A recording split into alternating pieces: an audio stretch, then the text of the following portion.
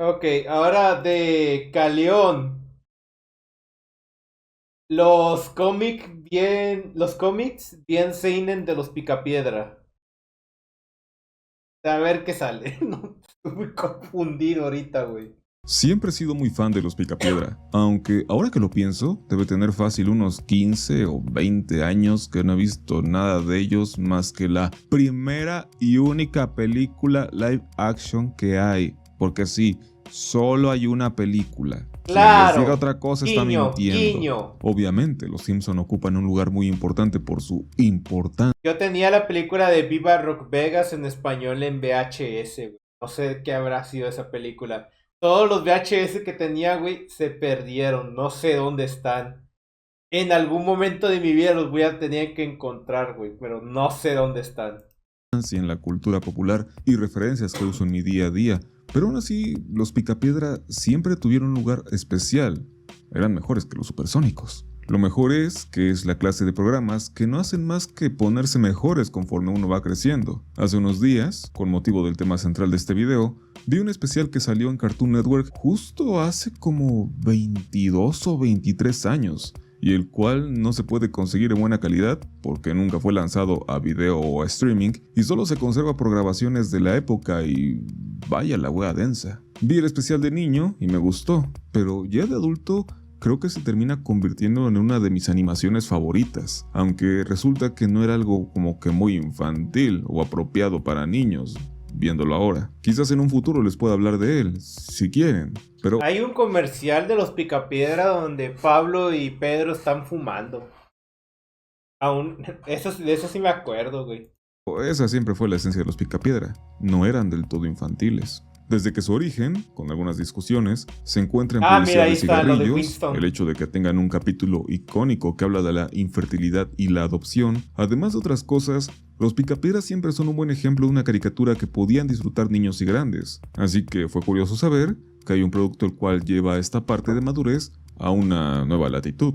Y sí, para el que está comentando, te lo robaste de Facebook. Pues sí, al chile sí. Saludos a la página de Nación Crocoa que ha estado dando a conocer este tema. Se la rifan con lo que suben. Les dejaré el link a ellos en la descripción. Hanna-Barbera Beyond es un proyecto de DC Comics lanzado en el año Oh, sí, sí, sí los he visto. Bueno, he visto el de los. El de la Scooby Pandilla, güey. De lo que yo me acuerdo son de las vitaminas de los Picapiedra. Güey, el cereal de los Picapiedra aún lo venden en Estados Unidos, güey. Pero ya no saben tan bien como antes. Saben diferente. Te digo porque la vez pasada compré unos pocos y ya no sé como lo recordaba. Pero el de las Cuipandilla, güey, me acuerdo que lo leí y me aburrió, la verdad, me aburrió. Y ni siquiera me acuerdo de qué iba, la verdad. 2016, el cual básicamente consiste en Creo retomar que era una invasión zombie o alguna mamada así, no me acuerdo, la verdad. Solo me acuerdo que lo leí porque estaba el Shaggy Hipster, que también era vegano o alguna mamada así. Y quería ver cómo salía Bulma porque pues, es Bulma. algunos de los personajes clásicos de Hanna-Barbera para llevarlos a un contexto más adulto u oscuro. El tipo de cosas que sabemos que le maman a DC Comics. Hay un Es pura cómic de hierba. Scooby-Doo, donde la cosa va de experimentos así bien sanguinarios y oscuros. Ándale, Uno de los experimentos. autos locos que vuelve las inocentes carreras de coches. Güey, el de los autos locos no lo quiero leer, güey. No he tenido tiempo de leerlo, pero lo quiero leer, güey. Quiero ver qué tan fumado está, güey. Raros en algo así tipo Mad Max, otro de Pierno de Yuna y su perro donde lo vuelven un furro, otro de ¡Oh, los supersónicos que pues no! ni me molesta en revisar y otros tantos, destacándose, para este caso, el de los Picapiedra, el cual consta de 12 episodios, estuvo en publicación Uf, entre 2016 y 2017 y parece que uf. por un buen tiempo fue difícil de conseguir en internet. El concepto es simple. Así como los Picapiedras satirizaban o hacían mofa de situaciones comunes de su tiempo, el cómic va por este mismo lado, siendo un poco más crudo, por si el término Parece una parodia, ¿no? realismo de DC no ha quedado muy claro. Y ya mejor vamos a irlo checando.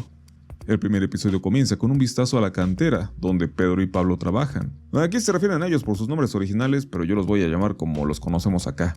Pedro es llamado a la oficina del señor Rajuela, quien le presenta a unos nuevos trabajadores, a los cuales se refiere como cromañones, aunque uno de ellos aclara que son neandertales. Uf, referencia al racismo. No cabe duda que... no se crean.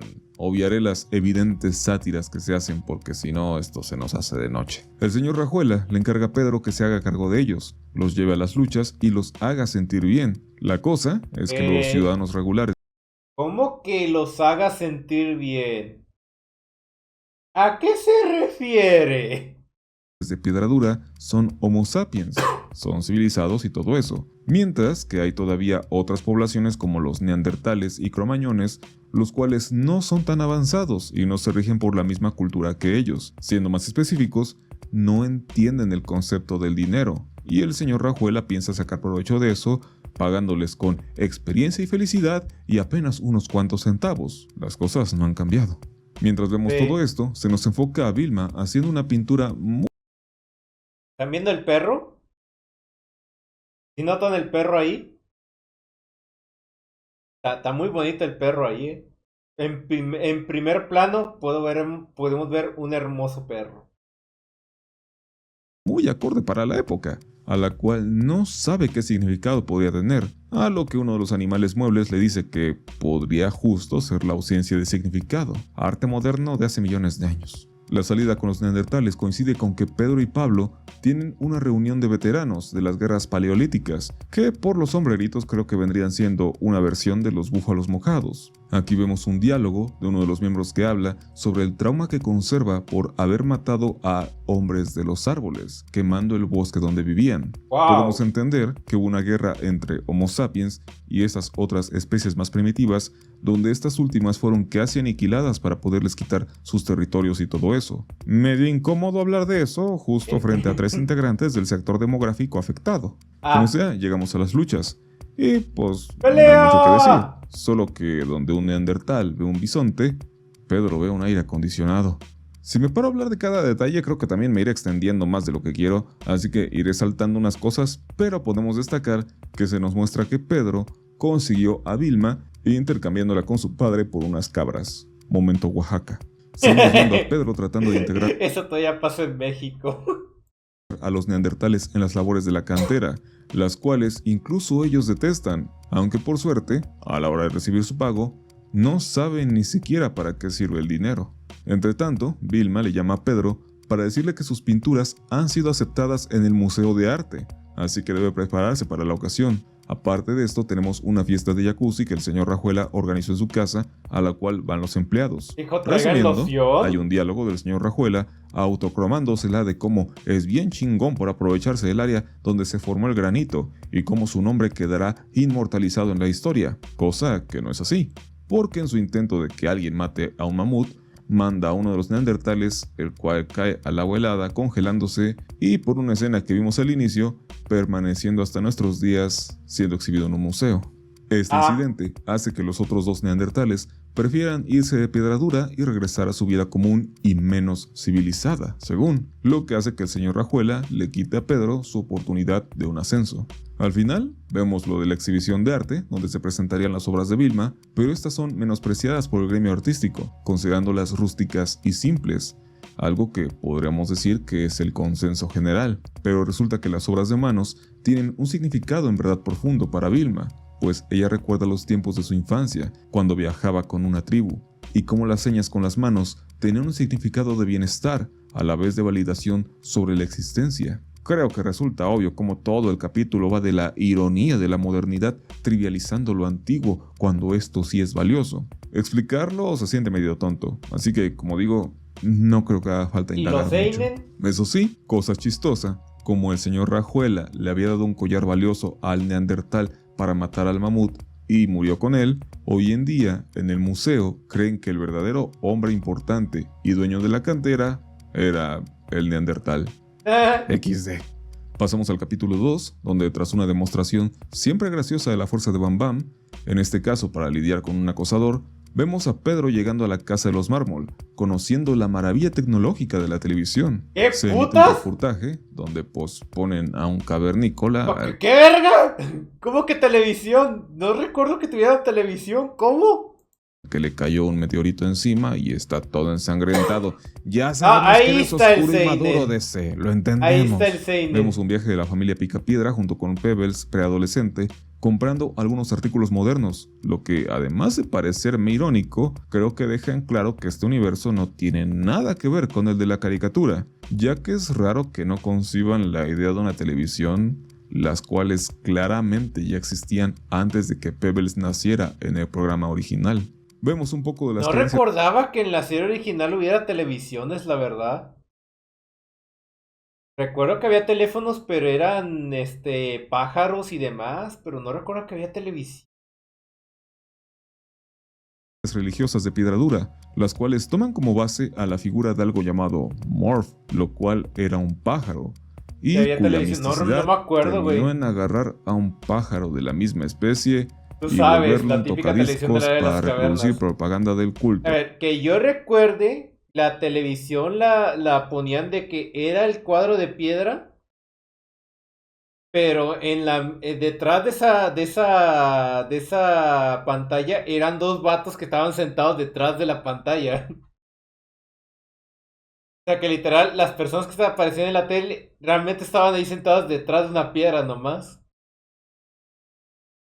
Y pues parece que hasta ahí llegó la creencia en Morph, speedrun de cómo acabar con una religión. En sí el capítulo va un poco sobre cómo el consumismo se implanta en piedra dura, obligando a los habitantes a comprar cosas que no necesitan, incluso llevando a Pedro a buscar otra entrada de dinero vendiendo unas vitaminas mágicas, algo así como Herbalife, con resultados no muy agradables. Mientras que por otro lado, los fulanos de la iglesia intentan crear otro dios para la gente. Meten a un elefante, lo cual funciona hasta que descubren que los elefantes Ajá, sí cierto, que se venía saliendo un pinche pájaro del control remoto, sí cierto. son lo que la gente usa de aspiradora, piensan en otros animales, pero todos tienen un uso en la vida cotidiana, hasta que se les ocurre la idea de un dios invisible. Suena bien, pero ni siquiera se les había ocurrido un nombre. La crisis materialista de Pedro se soluciona con Vilma diciéndole que solo quiere su cariño. Eso sí, cuando va a la tienda a hacer la devolución de un animal aparato, le terminan dando a Dino, el cual ni siquiera tenía una función como tal. ¡Qué bonito! El capítulo 3 comienza con una excursión de la escuela de Pebbles a un planetario, donde una parodia de Carl Sagan les da un montón de conceptos extraños de la Tierra y el universo, pero que en ese tiempo se daban por válidos, a la vez de que se lleva a cabo un lanzamiento de cohete, con todo y tripulante que pues no salió tan chido.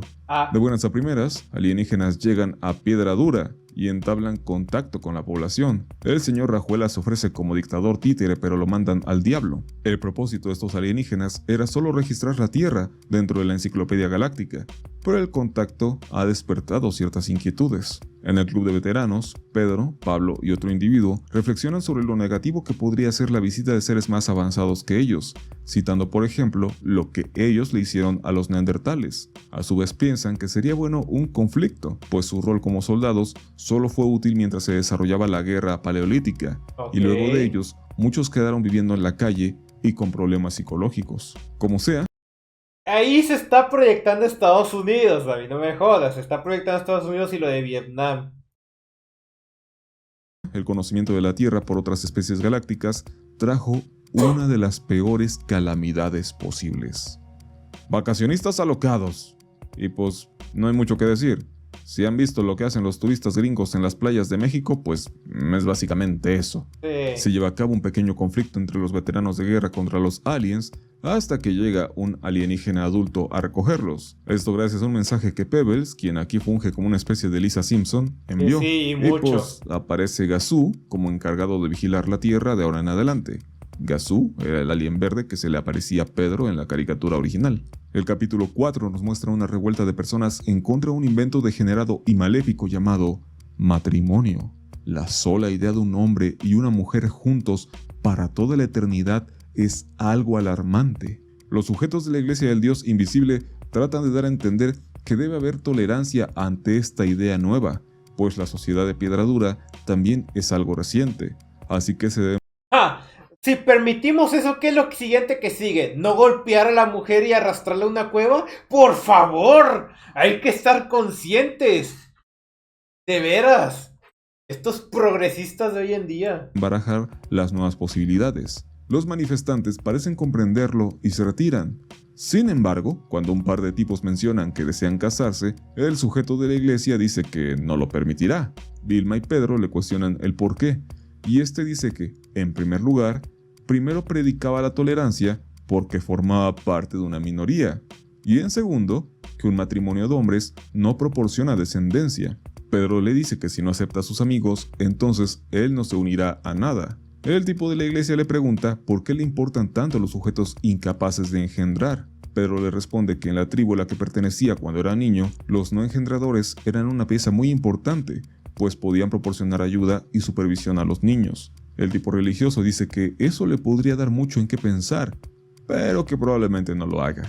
Es tiempo de elecciones en Piedra Dura y, como suele suceder, no hay muy buenas opciones.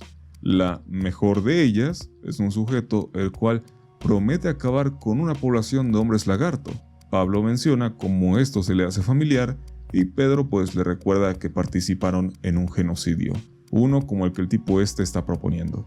Ahora, aquí hay un detalle que me gustó. Hasta el momento se nos habían dado vagos indicios de lo nueva que era la civilización de Piedra Dura, pero aquí vemos que, efectivamente, es muy nueva. Cuadros antes, Pedro le decía a Vilma lo feliz que ha sido estando los últimos 15 años con ella. En un recuerdo antes de la guerra, vemos a los Picapiedra y a los Mármol jugar estando en casas de campaña, lo que da a entender que todavía eran nómadas, y Vilma está embarazada. Vamos, que la ciudad de Piedra Dura debe ser menor incluso a la edad de Pebbles en este universo. Continuando, hay un diálogo medio vergonzoso en este recuerdo de Pedro preguntándole a Pablo del por qué él y Betty no tienen hijos, a lo que viene un recuerdo, dentro de un recuerdo, de un oráculo diciéndoles que Pablo tiene espermas lentos. Sí, Okay. Esto fue una respuesta satisfactoria Dale. a la incógnita planeada hace décadas, pero muy incómoda. Vemos cómo todo el asunto de la guerra empezó con el padre del fulano que se está postulando en el presente, el cual, junto con Rajuela, le metieron la idea a la gente de que debían asentarse y que para ello era imperativo acabar con la población de hombres de los árboles, que representaban una amenaza para su prosperidad. Oigan, aquí Rajuela me cae como una patada en las bolas. En la ¿Rajuela caricatura es el era explotador malo? y tacaño, pero aquí es un demente.